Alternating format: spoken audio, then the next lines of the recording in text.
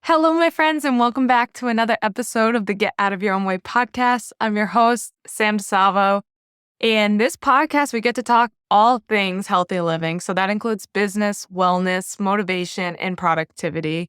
If you're new here, I post episodes every single week, and they usually come out on Wednesdays. So I'm hoping that you guys stick around. And then if you're returning, welcome back. I'm so glad you're here as well. Today's episode is a guest episode. I got to sit down with Michelle Hon. She is an award-winning mentor, speaker, and author. She's also the owner of the Mom Boss Academy. So if you're not a mom, I encourage you just to stick and listen to this episode, whether you're a man, woman, or a mother. I think you'll find something valuable in this episode because we got to talk all things entrepreneurship and kind of the components that you need to be a successful entrepreneurship in. If you are somebody who's been thinking about getting into it, or you're somebody that's already in it and you're like stuck and you're like, I don't know if this is for me anymore, and I don't know if I can keep going in this, then I encourage you to listen to this episode. There really is something in here for every single one of you. So don't forget, you can follow me on Instagram at Sam DeSalvo, SamDesalvo. Would love to get to connect with you guys and get to know you a little bit more. And don't forget to share this episode on social media. You never know who you could be helping by sharing it. And just to let you guys know, this is also available on YouTube. So if you'd prefer the video version to, see us interacting with one another, I think it makes it a little bit more fun. If that's your style, you can find us on YouTube as well. And let's jump into today's episode, guys. Hello, Michelle. Thank you so much for coming on today's podcast. I'm very excited to speak with you today. So for my audience, Michelle is an award-winning author, mentor, and she's the founder of the Mom Boss Academy. So she has so much knowledge to bring to my audience today, and I'm so excited to have you on here. Thank you so much. Hi, Samantha. Thank you so much for having me. It's my pleasure. Yeah. So how about we just start with giving the audience a background? How did you get started in working with just female entrepreneurs in general? Like, did you always have a passion and think you'd end up here? Oh, thank you so much for that question and giving me the airtime to share my story. It's a bit of a long journey getting here, and I must say that it's. I think the the career or the business found me rather. I certainly did not set out. If you ask me short 10 years ago what I'll be doing in 10 years, this is absolutely not in the plan. So what happened was I quit my soup and salad bar business to be a stay-at-home mom. Originally, I'm from Malaysia, currently living in Singapore. So we did not have the family support. So when my first child came along, I'm either going to put her into an infant care center and go work in my business for 13 hours a day. And I decided, no, that's not what I wanted. I have this child. I want to be at home with her. So I was ready to give up my career to be a stay-at-home mom. But 6 months into the whole stay-at-home mom gig, I realized that that's not for me. I woke Yeah. up and I realized that what else is there? What can I do from home? And I did not want to rely on my husband financially, at least not 100%, right? I want some sort of my own income. And at that point, people were still reading blogs, and I decided, right, I'm going to start a blog. And I started blogging about my experience around pregnancy and early motherhood, just because that's something that I was going through. Long story short, I turned the blog into a maternity concierge business where I help expecting parents plan the arrival of their babies. And naturally, I blog about that too. And my readers were like, hey, Michelle, we were reading your story of how you were just this mom and now you're running a business. How did that come about? And so then I started getting DM. This is when Instagram starts to pick up and people were like sending me messages about, can you teach me about how to start a business from home? Or I have Yeah. started a business from home. What can I do now?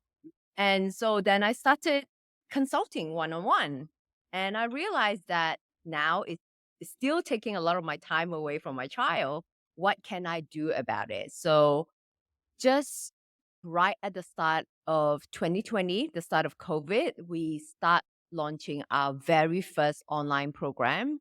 which is a 90 days online program to help moms find their business idea, validate it, and launch the business in 90 days. And to date, how many years since? 3 years since. We now have three signature programs and a membership. Wow. That's amazing. How many children do you have?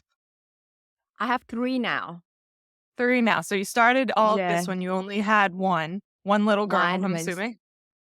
yeah, so she was 6 months old. Wow. Yeah, so she's turning 11.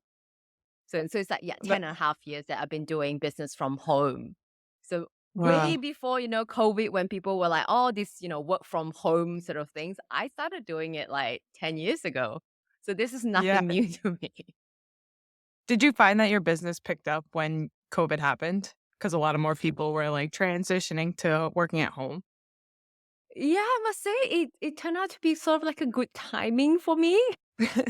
I mean, like prior to that, people were happy where they are. And I think when COVID happened, it really make people question about their life Yeah. choices and are we really have been spending too much time at work and not enough from home. And now that more moms are allowed to work from home, even if they Yeah. have a full-time job, and now they're looking at options now that they are working from home, then they realize that they don't need to be working 9 to 5, and whatever hours that they carve out, they are looking to build a side hustle for themselves. And I read this study somewhere that almost 100% of Gen Z is now, I mean, to them, having a side hustle is a necessity. Nobody is relying on their main job anymore.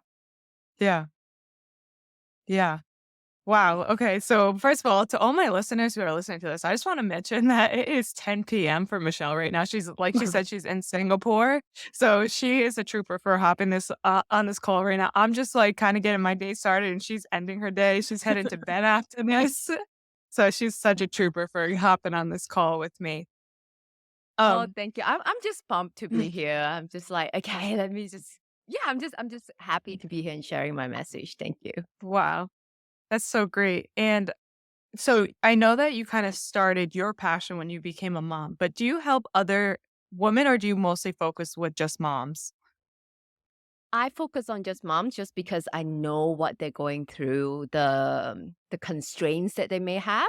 Having Yeah. said that, since we started, although my core audience are moms, we do have a lot of women and dads who are joining the academy. Yeah, because I would assume, like, I think it's great that you have niched down and you found your hub of people that you know their struggles, you know their pain points and all that stuff that you can really help them. But I would like to assume that a lot of the approaches that you take to help women grow their at home in businesses are similar things that like any entrepreneur, man or woman, could apply to their businesses as well. Yeah, spot on there, Sam. That's right. I mean, at the end of the day, yes, while moms have more constraints, I think, yeah, we all have certain mindset that we have to go past. The strategies are similar. Yeah. So would you mind walking me through kind of what it looks like being part of the Mom Boss like Academy and what are some of the strategies that you help mom, women and men help to Mm. increase their profit and grow their business? Okay, so this would be for those who have started a business, but they find themselves unable to grow. And these are generally what I call stagnant entrepreneurs. Like in this day and age, it's actually easy to start a business, right? Yeah. It's just everything's at our fingertips. It's so easy to start a business. It's the problem is people started the business because they wanted financial freedom or time freedom. But what they ended up doing is they work longer hours and they're stuck in the business. So the first mindset shift that they have to get over is to get rid of the employee mindset, Mm. right? Because they're so used to working for someone and they believe that in order for them to earn the money, they have to put in the hours. But that's not true anymore. Now you're the business owner. You need to think like a business owner. How can I get maximum profit out of my business without investing the time? Oh, wow. Yeah. So what we do is we typically help stagnant entrepreneur who work long hours, who maybe find themselves. I know a lot of entrepreneurs now, they are spending a lot of time on social media, posting all the time, but unable to get attention. And they find like, what have I done? And they have sort of like become a reluctant content creator. They're like, oh my God, day in, day out, I'm just thinking of content, Yep. content, content. What can I do?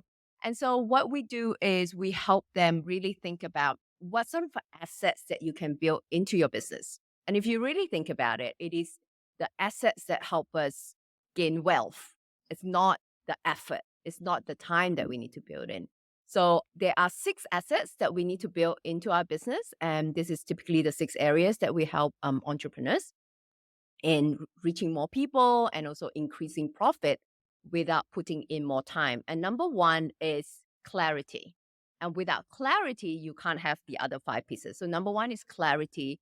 Again, it's back to really basic. Who are you trying to target? What is the purpose of the business? Why are you in business? Right? Yeah. Those things have to be very clear because very often people start a business and they're being pulled into different directions, there are different opportunities, it's so Mm-hmm. exciting, and they lose focus of why they're in business. So number one is clarity. And then we look into building an online profile because in this day and age, when people Google you Yep. and they can't find you, your name or your business name, then you You don't lose exist. credibility. Yeah. Exactly, right? Unfortunately, no matter how good you are Google says who you are. So we built online profile. Not only that, if someone Googles your name, you will also have other publications mentioning about what you do, Oh, right? smart. It's not just, oh, your own website or your own social media popping out. We want media coverage and how do we get other people covering us as well? And that gives us instant credibility and social proof. And the third thing is content. Of course, we still have to be building content and putting out content because that's how we drive traffic into our business. But you don't have to be posting every day. You just need to be clear.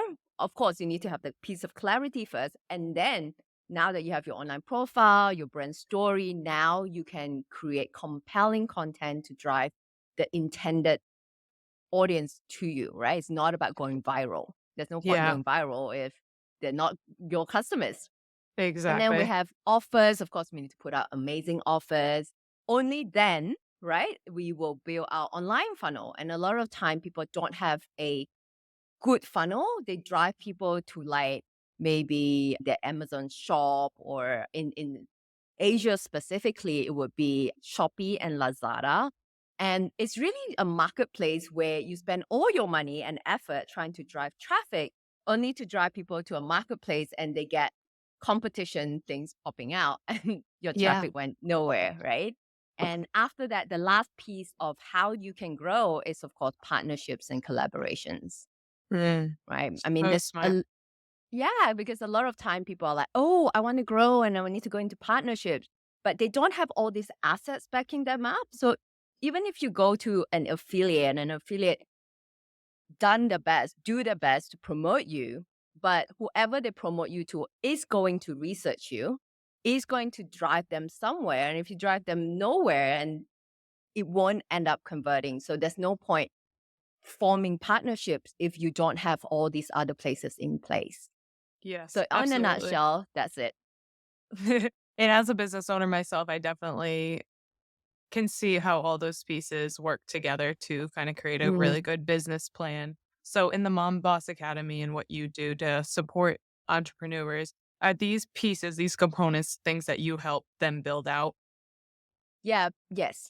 This is something that it depends. We have entrepreneurs who are at the early stage of the business. They may not have the money to invest, so they would learn and do it themselves, right? Mm, I'm not saying that there's no work involved at the start of any business or any type of investment.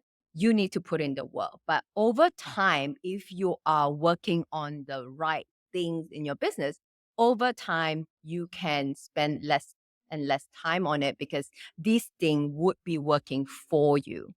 yeah. And also for entrepreneurs who are a bit probably, they have the money, but they don't have the time, what we do is we can build that for them. We can work Okay. alongside them and build it for them. Yes. Because I feel as if in my business, so I own Mm, a digital marketing agency. That's the core of yeah. my business besides this podcast. A lot of the pain points that I deal with is that I'm just so busy. I'm running a business. I don't have time to be making content. I don't have time to be making videos to post on social media. And I'm sure you get the same setback with moms because they're busy too. Yep. What is your advice for those type of people that say like I don't have the time, or like is there a strategy of how you would suggest that they build out their content? I would tell them that, first of all, I would tell them that, all of us have 24 hours in a day, right? I do have sort of like an exercise that I make them do to figure out, are they really don't have the time, or have they been spending time on doing the busy work? It's Mm, so easy to, oh, okay, I need to do this, and then they ended up, oh, I need to create content, but what they've really done is, they get distracted and being on Instagram for 2 hours and not yeah. creating content. So what I do is I get them to list down every single thing that they do every hour of the day. Just do it for 2 days. And then take a piece of paper, list that all down on the right hand side of the paper. And on the left hand side of the paper, write down what are your goals that you're trying to achieve. And then try to see of all the tasks that you've done in a day, which one of those lined up with the goals that you want to achieve. And you'll see that there's a lot of things that you think you're doing that is moving the needle doesn't have to be done by you. It could be done by Yeah. someone else, or it could be eliminated or be done later or not at all. So in that, you are able to find out, all you need is just maybe an hour or two extra a day that you find yourself, maybe this is a time I can spend, building these long-term assets that would work for you, whether it's creating really content or this one, digital marketing funnel that you may need. And that funnel, yes, it may need a bit of time, your lead magnet and all of that, but it will work for you in the long term. And if you think that you don't have the time now, nothing changes if nothing changed. So it's really up to you. Absolutely. Yeah. And usually the advice that I will give people when they say like they don't want to do it or they don't have the time to do it Mm. is I tell them to record them working, get some B-roll Mm. of them doing the tasks that they are doing every day, and then you can overlay it by putting text on the screen and offering value that way, so it's not like you're speaking to the camera, but you're still Mm. drawing your audience in, giving them a behind the scenes of what you do in a day, but and I also wanna say I definitely resonate with you when you said that a lot of people will do just the busy work. Even sometimes with myself, I get caught up doing the quote unquote busy work that you feel as if you need to do, and it's part of business, it's just what you do, but at the end of the day, is it paying off? Is it giving a good return on your investment? And then along with that, I think a lot of people will push content to the side and be like, "Oh, I don't have time," or they'll put the busy tasks in front of it because they're Mm. procrastinating because it's the least task that they wanna do. So they put it at the bottom of the barrel and they're like, "Yeah, I'll get to it, I'll get to it." But in the back of their mind, they're like, "I'm never getting to that." You're so right about that. They that's more of like an excuse, right? They Yeah, just don't want to do something that they're afraid of. But unfortunately, with entrepreneurship, it's all about doing the things that we don't really want to do, I think, right? It's all about challenging us, putting ourselves in situation that we're not comfortable. And yeah, absolutely. just really get comfortable with uncomfortable. Oh, Exactly. oh, That sorry, I what's the word? Get comfortable with discomfort, and that's yes. how you grow. Yeah, and I get it as well. And sometimes I like to be, why am I still working so hard? Why do I take on another project? Right? I'm happy here, but at the end of the day, I just think that if I don't do this now, when? Yeah. Is you're, like, kicking the ball further down the road, and exactly what you just said is, like, putting yourself in uncomfortable situations help you grow. I think that is the definition of, like, entrepreneurship because you will constantly find yourself, whether you're public speaking, putting yourself on social media, like, you are constantly or even simple tasks that you're not comfortable with, like doing taxes, Mm, that's one for me, I don't love that stuff, and I'm so uncomfortable, but the only way out is through, so you kinda have to just put yourself in those situations. And I know that you have mentioned funnels a couple times. And I know what funnels Mhm. are. I went to Mhm. college and all that good stuff, and I do them for my business. But I think there's a lot of people that just sounds like a marketing buzzword. Would you mind going into a Mhm. little bit of detail of what a funnel is and how to create a good funnel for your business? Wow, that's quite a loaded question. Uh, well, I think there's first of all, there's different type of funnels, and what I think is like instead of overwhelming yourself with, oh, what a funnel should I be building, and Mhm. how do I lead people from like not knowing me to purchasing my product, is to first just think about having one landing page that collects people's email, and that's all it is, right? Because whoever who leaves an email with you are much more qualified as a Yep. lead than any followers. And here's the thing I always tell people, right? I mean, no matter how popular you are on one platform, that's like building your business on a rented piece of land that could be taken away from at any time. First of all, you might get banned or you lose your account, you get hacked, or people might just jump platform. It may be a newer, more fresher platform. People may no longer be there and all your effort goes down in the drain. But people don't change their email.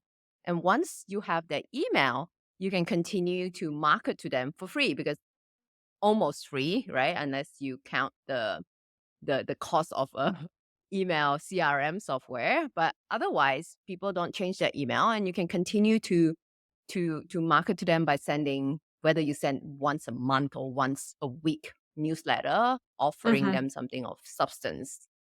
So just start with one landing page. Don't think about the entire funnel. That's just too overwhelming. Start with one landing page where you can give something of value, a discount, whatever it is, just to collect an email first. Just start with that. Yeah.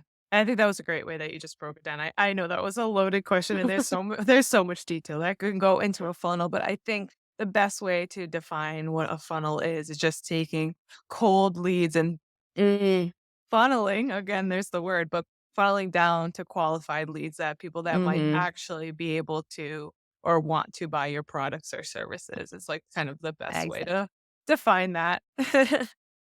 So thank you for sharing with that. But what are some of the struggles, like the most common struggles that you see your clients and entrepreneurs face in your business? What are the most common ones? Maybe because I work with women entrepreneurs, so I think we answered the question just now. It's time. I don't have the time. And besides time, I think maybe I think there's what do they struggle with? I think they struggle with a lot of things. Okay, time and maybe the perception of others. I think a lot of Mm, times, like they are resistant towards doing or trying anything new. It would be, what would people think if I start putting myself online? What would people think? Oh, if I were to brand myself or start to introduce myself this way, what would people think?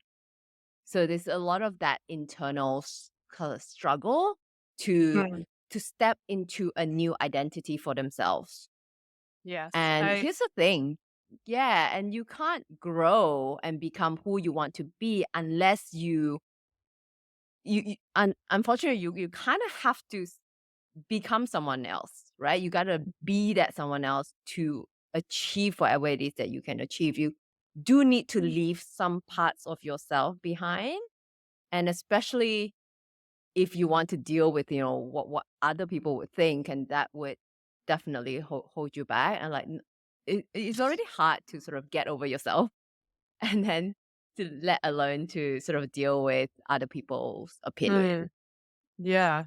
Yeah, I think that's a big objection that I also hear and can see in entrepreneurs that, or I guess people that want to be entrepreneurs, is getting over Mm. the fear of what other people may perceive them as or think of them as.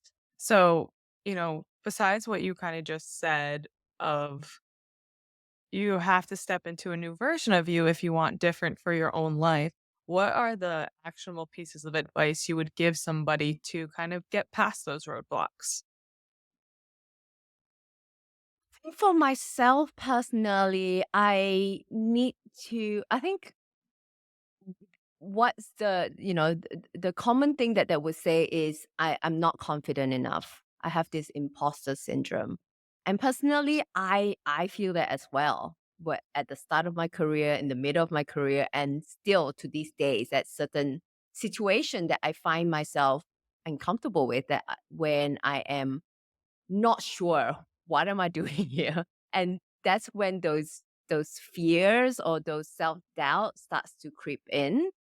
And if when that happens, and it still happens, how I get over it is I, first of all, reminded myself how I got there. And secondly, is to sort of just really get over myself. And because it's not be- because of me, right? So if I am about to step on stage to talk to 1,000 people, I normally get nervous. I would actually tremble behind, backstage right before I get on. And I often just tell myself that, hey, this is not about me. Yes, people, I would, because, we'll start worrying about, oh, they will judge me, am I looking fat here? Or Mhm. I'm not wearing the right thing and I don't feel comfortable. My voice sounds weird, or all of that. But when I really get over myself and just really think, why am I here today? They're not here because of my look. They're not here about for anything. They're here because they want to learn something. So if I sort of just get over myself and get over my own ego and just really think about, I'm here because they want to learn something, and just really think outside of myself Yeah. and just focus on how can I best deliver this. And if I really do screw up and say the wrong thing, who cares? Just Who continue cares? and just really place the focus on who it is going, am I going to help? And if I can change or someone's life, or if I could, not just about changing someone's life, that's too big.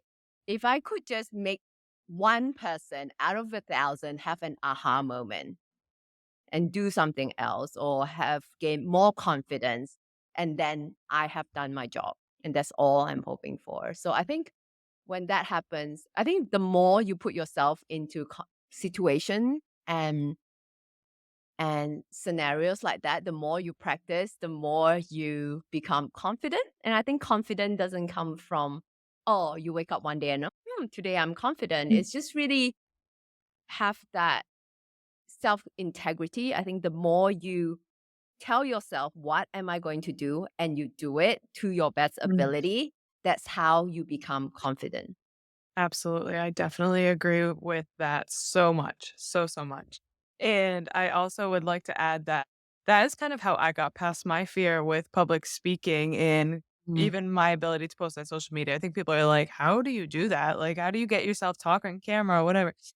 I remember when I was in college and I took a public speaking class, and most people are shivering in their boots. They're like, I just had this epiphany. And I was like, when someone is giving a presentation, the entire time you're thinking about what am I going to have for lunch? You're thinking like about all these thoughts about you. Like, and you're thinking about like, wow, I hope I can do a just as a good job as they're doing. Like, you're never really thinking about them. Kind of like what you said, everyone's there for themselves. They're there to learn something from you. They're learn to get inspired by you. So it's always at the end of the day, we are so consumed with ourselves and not even just in a selfish way. It's just in our natural state of being that we are this way. So since we are so consumed with ourselves, we think that everybody else is thinking about us as much. But at the end of the day, they're holding all of their own in themselves too. So if we can get up there or get on camera and say, like, no one actually cares about me all that much. I'm just here to make their lives a little bit better or provide some value into their lives. And we can go in with that attitude. It kind of takes us out of ourselves Mhm. of what are people going to think about me? And then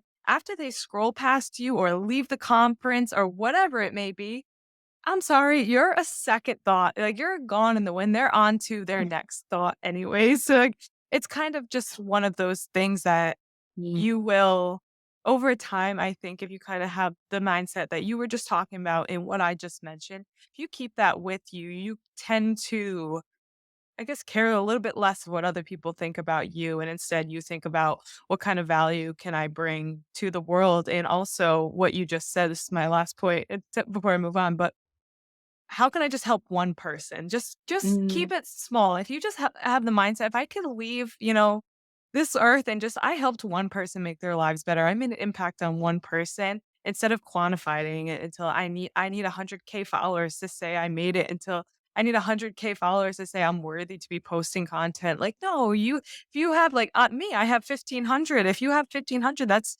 1,500 people that still care about what you have to say. And like, those are 1,500 people. And hopefully one out of the 15 you can get in front of them.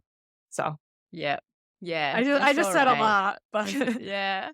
Yeah, and especially on social media, it's so easy to think, oh, I only have 1,000. Oh, I only have 2,000. But can you imagine like 1,000 people lined up in front of you? That's a lot of people. yeah, Even if it's just 30, that's a classroom. absolutely.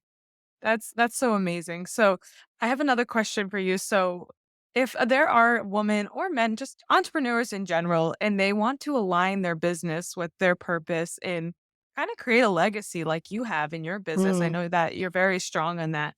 What's some advice you would tell them to help them get aligned with who they are in their core and what they're trying to aim for? Personally, how I help them is we have a series of questions, like a series of like 30 questions to sort of get them to get to the core of what they're good at, what are the skills that they have acquired over the professional career, what they're naturally good at, what are some of the common questions that people ask them that they're naturally good at. And those are the questions that would get them to discover what they are naturally good at and what they love doing without even trying hard at it, and also what is important to them, what do they value the most. And personally, for me, leaving a legacy means that the world is a better place after I leave it. And for me, is my biggest why of why I do what I do is I want the women of the next generation to not have to choose between a career or family, because that is what I had to choose, and I had to give up my business to be a stay-at-home mom. And because of technology advancement, we don't have to do that anymore. And I have two daughters, so I want them to just have more role models beyond myself, right? Women of my generation, moms of my generation, who have started a business and have managed to do both successfully, and have managed to grow a business and being present for their growing years. And they don't have to like, oh, I had a super successful working mom, but she was never there. Or, Mm. oh, I have a, stay-at-home mom who was there all the time, but she was unfulfilled. So I want them to just basically have more role models who have walked this path. So it's no longer the path less taken. Yeah, that's a great. And then the questions that you have them fill out, is that something that they can get in the Mom Boss Academy, or is that something like you offer as a free resource? Where could they find that? That's a good question. Clarity is actually part of our program. It's in like module 1 to discover your clarity. Oh, I love that. But that's a That good idea. Maybe I should put that up as, like a good lead magnet to just get people to Yeah, I that. think a lot of Yeah. people would find that interesting. I actually took another course and that was something they had us do too, is like go ask your Mm. friends for what they would come to you for advice on or what they think your strong suits are. Mm. And that's a great way to have insight about who like God called you to be.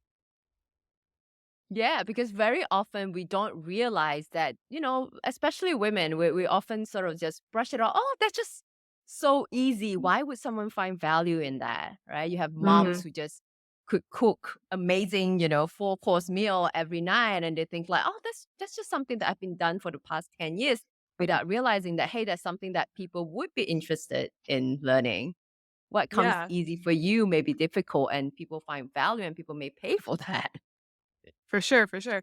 And I think it's amazing how you are doing how you have the mindset that you don't have to just pick one. You don't have to just be a mom and like that's your identity now. Like you can still be who you were called to be and you can bring your talents and put them forward to, provide for your family, but also like light you up, like make you passionate. because I'm not a mom yet, but I definitely keep that in the back of my mind of when I do become a mom, like, I don't want to fully lose my identity. Like, I know I'm going to love my kids. I'm going to be like, embrace that chapter of my life. But I know that I am like a go getter and I love entrepreneurship. And I think I always will. So knowing that you can have the both together is very reassuring to me and probably a lot of my listeners that aren't moms yet either.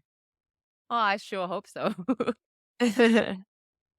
Well, I really appreciate you coming on today. I think this conversation has been so valuable, and I hope that there are some women who are stuck between, they might be employees right now and they're ready to take that leap. And maybe this conversation was just what they needed to light them up and, take that leap. So I have one last question for you today. And this wasn't on the show notes, but what is your number one tip of what is your number one tip to get out of your own way? My number one tip to get out of your own way is to start believing in yourself. If you don't believe in yourself, why would others? Yeah. And I think it's also believing you are worthy of big things. You were born to do something great with your life. And until you truly believe that for yourself, those things won't unfold for you because the universe won't think that you are deserving for those things or that you can handle it. Yes, and yeah, you are enough. Don't ever wait. There's no perfect time, there's no wait until everything is lined up for you perfectly. There's never such a time. And if there is something that you really want to achieve, and it's not because of external pressure or what the society is saying that you should be doing, even having a business as a mom, if that's not speaking to you, you don't have to do it. But if it's Yeah, really something that's being tugging at your heart, just do it. Just do it. believe Go in for it. yourself that you are enough right now and you have everything, every resources at your disposal to make it happen. Wow. That's great. Thank you so much. Where can everybody find with you and connect with you? I'm most active on Instagram, so you can find me at the Chill Mom MOM, and on my website momboss.academy. Awesome. I really appreciate you coming on today. I thought this conversation again was just so valuable, and I hope that the audience could take something from it and apply it to their lives. So, thank you everybody so much for listening today. I really appreciate you guys. Don't forget to just share this episode with somebody that may find it helpful. You never know who you could be helping by sharing an episode. And you guys can connect with me at Sam DeSalvo on Instagram. And until then, I will talk to you guys next time. Thank you guys. Thank you. Bye. Fun, wait.